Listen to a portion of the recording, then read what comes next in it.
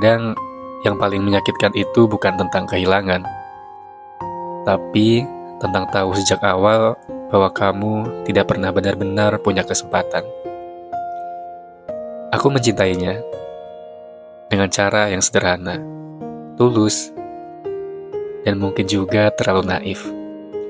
Dia tertawa, aku ikut bahagia. Dia diam, aku ikut gelisah.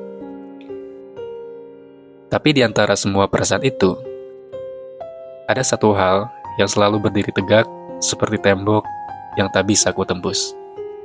Strata sosial. Bukan soal siapa yang lebih baik, bukan juga soal siapa yang lebih pantas. Tapi dunia sudah lebih dulu memberi label, dan label itu menentukan batas. Aku belajar banyak dari mencintainya.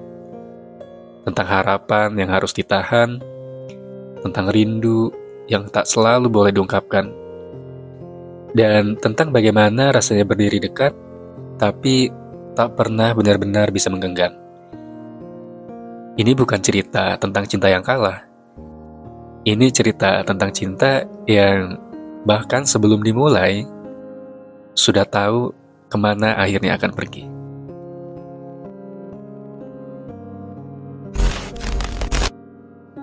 Selamat datang di podcast Dibacain Cerita, tempat berbagi cerita untuk kamu yang merasa hidupnya sedang tidak baik-baik saja.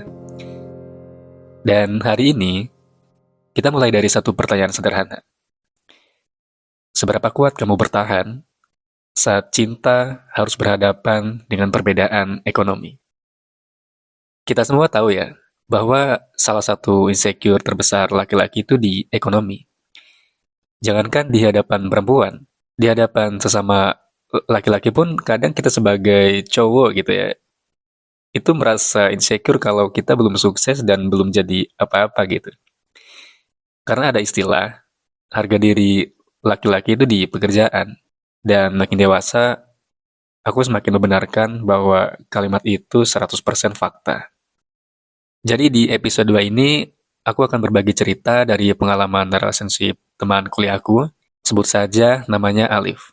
Jadi Alif ini merupakan mahasiswa Fakultas Hukum di sebuah kampus negeri di Kota Serang. Mungkin kalau kamu orang Banten, pasti familiar dengan kampus Untirta.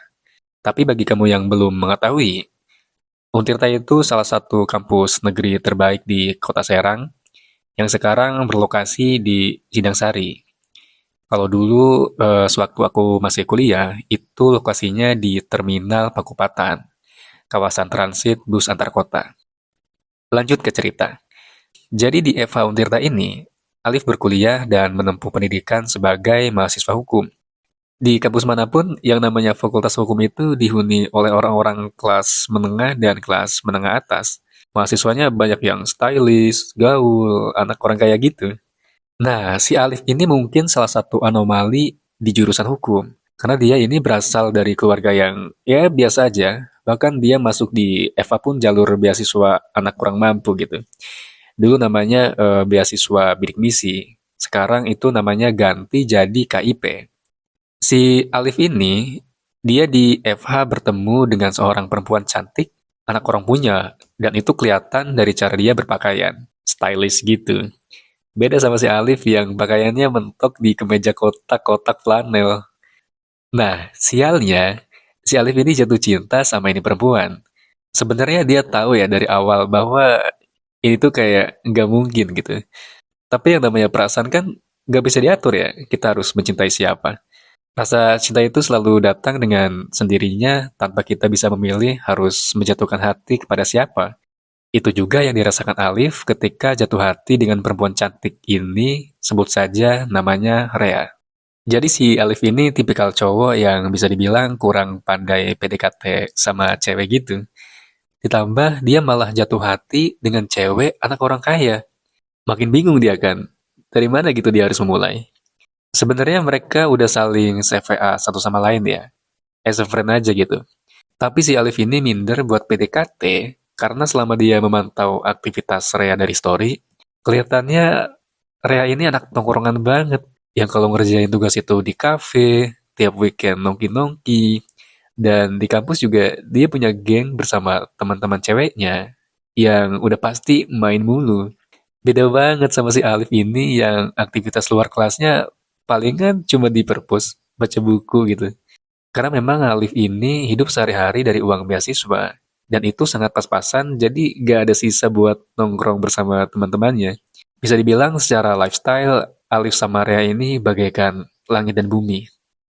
Tapi kamu tahu nggak hebatnya si Alif ini? Karena didasarkan pada sadar diri, akhirnya si Alif ini memilih untuk memendam perasaannya. Mencintai dalam diam, bahkan sampai mereka sama-sama lulus nih. Cintanya itu gak pernah terungkap dan masih tertahan. Ini sih kayak gokil saya. Jadi Alif ini cerita, dia akan menunggu momen yang pas buat confess ke si cewek ini, si Rea, ketika dia sudah bekerja dan berpenghasilan. Menurutnya terlalu beresiko gitu kalau misalkan confess ke cewek kalau kitanya masih belum punya apa-apa. Jujur, aku salut sih sama mindsetnya si Alif ini. Dia begitu sadar dengan posisi dan statusnya. Jadi dia dengan sabar, berproses, dan menunggu saat dia siap untuk menyatakan cintanya kepada Rea. Cuman yang aku pikirkan adalah prinsip seperti Alif ini sangat berisiko loh. Karena suatu waktu dia bisa aja ditinggal orang yang dia cintai. Karena kalau dia nggak gercep gitu ya, ya bisa aja tiba-tiba orang yang dia cintai ini keburu diambil orang lain. Iya nggak sih? Tapi waktu aku bilang gitu, respon dia apa coba? Dia bilang gini, "An, apa yang ditakdirkan untukku tidak akan melewatkanku. Dan apa yang tidak ditakdirkan untukku pasti akan melewatkanku." Gue sadar betul dengan resikonya.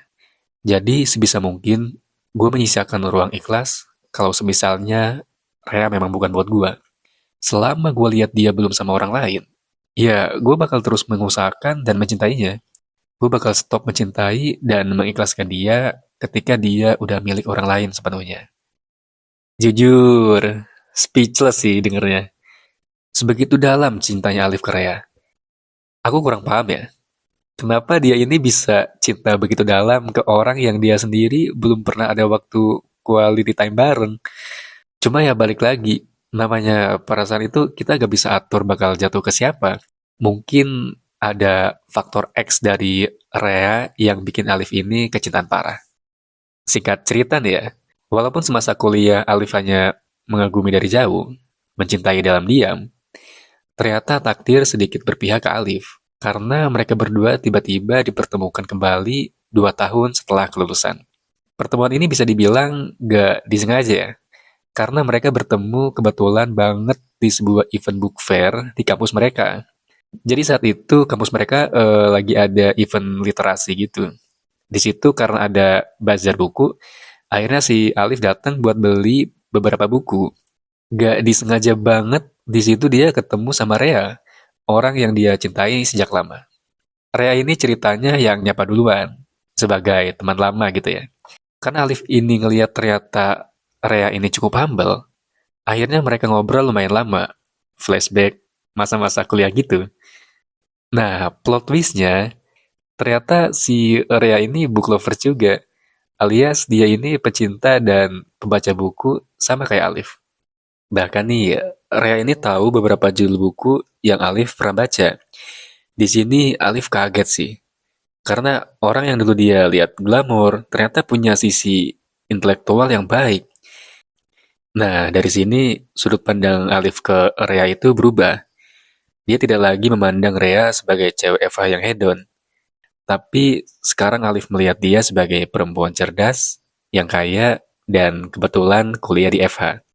Singkat cerita, dari pertemuan itu keduanya mulai sering ngobrol, masih by WA. Cuma kata si Alif nih, obrolan dia dengan Rea jadi lebih intens dibanding dulu. Mereka jadi sering ngobrolin tentang novel, tukeran buku, berdiskusi, dan itu berlangsung lama, kurang lebih 3 bulanan. Karena udah mulai deket nih, akhirnya timbul perasaan di hati Alif. Jangan-jangan ini waktu yang tepat untuk menyatakan perasaan. Soalnya dia udah mendem ini lama banget. Jadi dia berpikir mungkin ini saat yang tepat. Prinsip dia buat confess ketika mapan, seketika goyah karena ngeliat respon baik dan humble dari Rea. Tapi Inilah letak kesalahannya. Menyatakan perasaan ke Rea ternyata akan menjadi luka paling dalam yang pernah dia rasakan. Alif tidak menyangka, orang yang paling dia cintai justru adalah orang yang paling bisa menyakiti. Jadi, setelah Alif confess, responnya itu di luar dugaan. Rea menyambutnya dengan senang hati. Karena ternyata, dari semenjak kuliah, Rea ini menyukai cowok-cowok pintar. Dan di matanya, Alif termasuk ke dalam kategori mahasiswa pintar di kampusnya. Plot twist-nya lagi, dari semenjak kuliah, ternyata Rea ini cukup kagum dengan Alif. Karena si Alif ini jago banget public speaking. Omongannya tertata, berbobot, dan kalau ditanya, pasti dia tahu jawabannya, dan bisa menjawab dengan baik. Di titik ini, Alif tidak menyangka ya. Karena ternyata ada cewek secantik Rea, tapi tipe cowok yang dia suka itu bukan yang ganteng, tapi yang pintar. Menurut Alif, Rea ini tipikal cewek yang langka banget gitu di Indonesia. Alif begitu percaya dengan Rea karena dia cerita bahwa prinsipnya ini adalah hasil dari didikan orang tuanya. Mamanya Rea itu mengajarkan untuk memilih laki-laki bukan dari fisik dan harta, tapi dari tanggung jawab dan yang paling bisa mencintai dia sepanjang hayat. Di momen ini, Alif merasa bahwa dia punya kesempatan. Dia mencintai Rea itu sudah lama, dan itu sudah menjadi bukti bahwa dia akan bisa mencintai Rea selamanya. Kalau urusan tanggung jawab, Alif merasa sebagai laki-laki, ya memang harus bertanggung jawab dengan pasangannya. Jadi itu tidak menjadi soal buat dia. Jadi setelah momen ini, mereka berdua akhirnya dekat. Dan seiring berjalannya waktu, mereka udah mulai bisa manggil sayang ke satu sama lain. Awalnya Alif ini ngajak Rea untuk pacaran. Tapi si Rea ini gak mau karena dia merasa bukan waktunya lagi buat main-main. Dia itu pengennya langsung aja kalau misalkan serius, ya nikahin. Karena Alif juga cinta banget nih sama Rea, dan dia gak mau kehilangan momentum, akhirnya dia menyanggupi. Tapi dengan catatan, Rea harus mau nemenin prosesnya Alif sampai dia bisa mencapai financial stable. Awalnya hubungan mereka itu baik-baik aja ya. Rea juga bukan tipikal cewek yang buru-buru banget buat nikah. Ya, walaupun umur dia udah 26 tahun, tapi dia masih santai dan masih enjoy buat berkarir. Tapi namanya hidup, pasti ada aja ujiannya. Dan kamu tahu kan, ada istilah ketika dua orang sudah memutuskan buat menuju pernikahan, itu ujiannya agak main-main. Dan itu juga yang mereka rasakan. Setelah keduanya komit buat menuju pernikahan, hubungan mereka yang tadinya adem ayem, lama-lama makin sering berantem. Entah kenapa, kata si Alif nih, ada aja yang diributin. Dan masalah perbedaan ekonomi ini juga pada akhirnya menjadi ketimpangan yang nyata. Gejloknya tuh kerasa banget gitu. Kayak misalnya nih, tentang referensi tempat makan aja, mereka berdua udah beda. Referensi makan Alif tuh masih di sekitaran bakso, mie ayam, dan sejenisnya. Sedangkan Rea ini referensinya kayak sushi, kimchi, steak, salmon. Bahkan dia pernah ngajak Alif buat nyobain makan makanan antah berantah, udang yang masih mentah. Namanya itu somtam kalau nggak salah. Makanan khas Thailand. Yang harganya itu 200.000. Buset. Ini kalau buat kau benang mending 200.000 untuk sekali makan, terus yang dimakan itu makanan mentah. Sangat amat tidak worth it.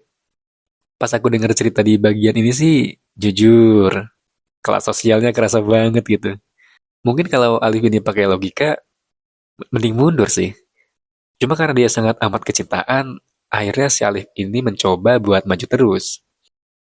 Perbedaan kelas ekonomi ini pada awalnya nggak jadi masalah. Cuma ternyata di luar dugaan. Setelah hubungan mereka berlangsung lama, justru ini yang menjadi sumber konflik antar mereka. Jadi, karena dari dulu memang Ria ini yang lebih banyak nongkrong dibanding Alif, akhirnya pengetahuan tentang tempat yang cozy banget buat nongki itu lebih banyak Rea yang tahu dan merekomendasikan. Lama-lama yang inisiatif buat ngajak main itu ya si Rea, karena Alif ini gak tahu referensi tempat gitu. Nah, dari sini Rea mulai ngerasa kok malah dia yang jadi dominan. Karena Rea mulai ngerasa dia yang memegang kendali hubungan, akhirnya dia jadi makin kurang excited sama si Alif. Di sisi lain, Alif ini walaupun belum banyak duitnya, tapi dia juga gak mau kalau misalnya keluar itu dibayarin. Akhirnya dia memilih kalau lagi kangen Rea, ya mampir aja ke rumahnya sambil bawain makanan gitu buat dimakan bareng. Jadi menurut si Alif, cara inilah yang paling aman. Dia bisa ketemu ceweknya tanpa harus jadi seorang mokondo, tapi juga dengan budget yang masih ke-handle gitu. Kalau menurut aku pribadi nih ya, sebenarnya Alif ini udah punya jiwa provider. Terbukti dari dia yang sungkan kalau harus dibayarin sama si Rea. Cuma masalahnya satu aja sih, Alif ini belum jadi orang kaya. Jadi ya dia belum bisa memprovide Rea sepenuhnya. Masalah lain juga ada di karakteristik dua keluarga.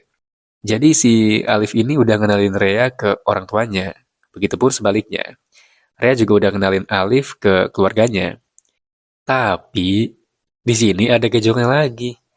Jadi gini, keluarga Rea ini kan tipikal ortu financial freedom gitu ya. Gaji kedua orang tuanya tuh dua digit semua. Belum lagi keluarganya juga punya bisnis. Jadi punya passive income yang lumayan. Terus karir anggota keluarganya tuh ya bagus-bagus semua. Nah, karena keluarganya itu gak ada masalah sama urusan keuangan, jadi tipikal keluarganya tuh yang asik gitu. Keluarga bahagia gitu lah. Berbanding terbalik dengan Rea, keluarganya Alif itu sederhana. Tinggal di desa, dan hidup sederhana selayaknya orang desa pada umumnya. Jadi ceritanya, pas si Alif ini ngajak Rea ke rumahnya, dia itu berekspektasi bahwa bakal disambut dan dapat calon mertua yang asik gitu lah. Ternyata itu sangat jauh dari ekspektasi.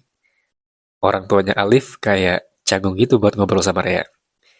Bahkan sehabis dari situ, Rea terang-terangan bilang ke Alif kalau orang tuanya dia itu kaku dan gak asik. Di sini Alif sebenarnya tersinggung. Cuman dia berusaha buat sabar dan ngasih pengertian bahwa orang tua di desa ya rata-rata memang seperti itu. Karena gak terbiasa buat ngobrol sama orang kota.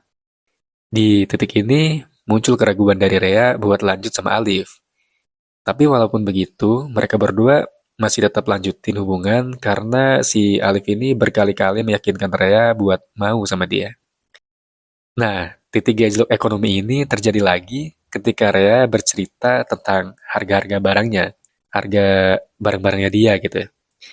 Kayak misalnya nih, tas yang dipakai Rea pas ke rumahnya Alif itu harganya 2,8 juta. Terus parfumnya dia itu di kisaran 500 ribu. Sepatu dia juga harganya di atas 1 juta semua. Bahkan Rea cerita kalau dia beli baju lebaran itu harganya 700 ribu. Ini sih jujur, mending mundur, Liv. Jadi pas Rea ini cerita soal harga-harga barang dia suka nanya ke si Alif. Kayak, gimana? Sanggup nggak? Kalau nggak sanggup, jangan dipaksa deh. Dan si Rea juga bilang, dia itu nggak mau standar hidupnya itu turun setelah menikah. Minimal setara gitulah sama apa yang dia dapatkan sekarang dari orang tuanya. Menurut aku sih ini udah gejlok parah ya. Karena si Alif ini kan belum mapan. Ditakutkan, takutnya ini mah ya. Kalau misalnya dilanjut, malah kasihan ke keduanya. Ke si Alifnya kasihan, jadi beban. Ke si Rea juga kasihan, karena ada kemungkinan dia merasa tidak tercukupi kebutuhannya kalau lanjut sama Alif. Ini menurut aku ya.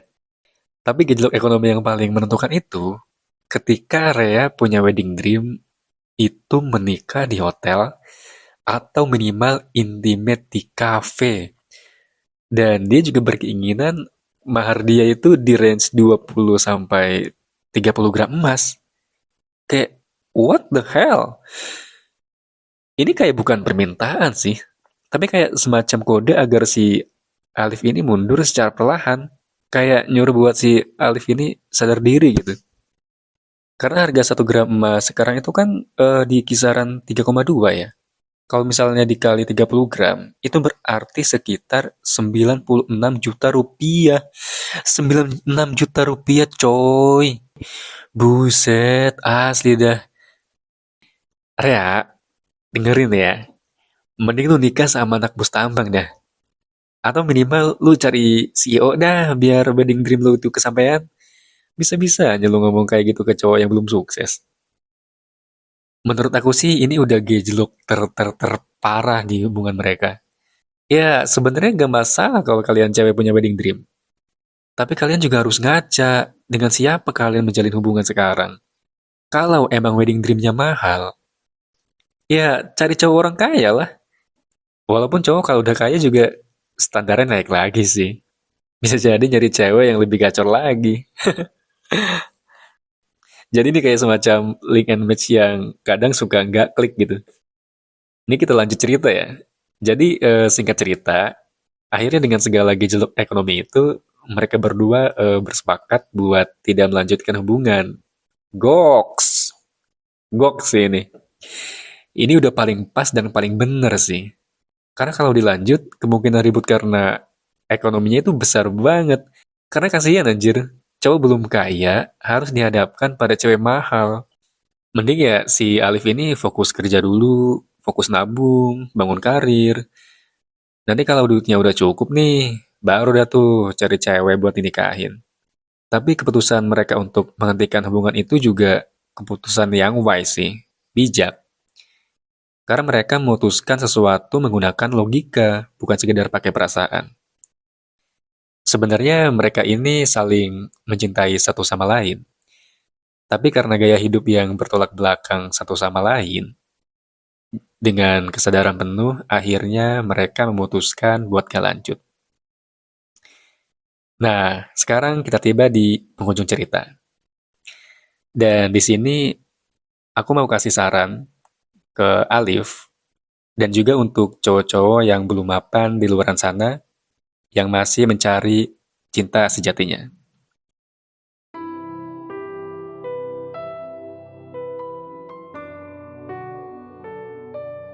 Untuk kamu, laki-laki yang sedang mencari cinta sejatinya.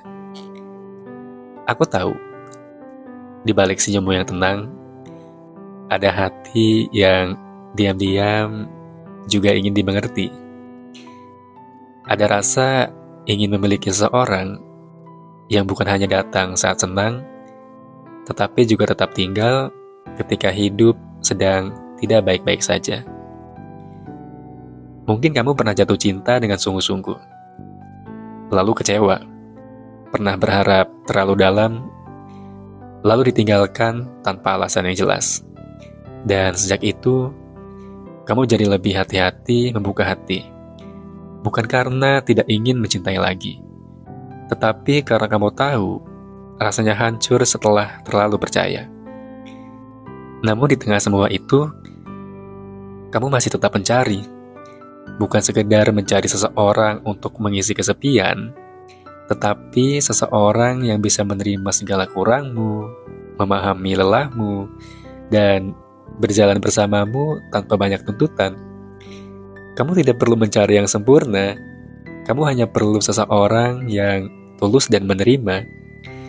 Seseorang yang bisa menjadi rumah setelah kerasnya dunia membuatmu lelah. Yang mendengarkan ceritamu tanpa menghakimi, yang tetap menggenggam tanganmu saat keadaan sedang sulit, yang melihat perjuanganmu bukan hanya hasilnya. Dan percayalah, cinta sejati tidak selalu datang cepat. Kadang ia hadir setelah banyak luka, setelah banyak kehilangan, agar kamu belajar membedakan mana yang hanya singgah dan mana yang benar-benar ingin menetap. Jangan lelah menjadi laki-laki baik hanya karena pernah diperlakukan tidak baik. Jangan menutup hati hanya karena pernah disakiti, sebab seseorang yang tepat akan datang bukan untuk menambah luka, tetapi untuk menenangkan hati yang selama ini terlalu sering berjuang sendirian. Mungkin saat ini kamu masih berjalan sendiri, tapi siapa tahu di waktu yang tidak kamu duga, ada seseorang yang juga sedang berdoa agar dipertemukan dengan laki-laki sepertimu. Dan ketika hari itu tiba, semoga kamu dipeluk oleh cinta yang sederhana, tulus, dan tidak membuatmu merasa sendirian lagi. Dari aku, dalam dibacain cerita, untuk laki-laki yang sedang berjuang. Bertahanlah, bersabarlah, hiduplah lebih lama. dan yakinlah bahwa semuanya akan baik-baik saja. Sampai jumpa di podcast selanjutnya bersama aku Aan dengan suaraku yang siap mengudara untuk menemanimu di kala malam menjelang. See you!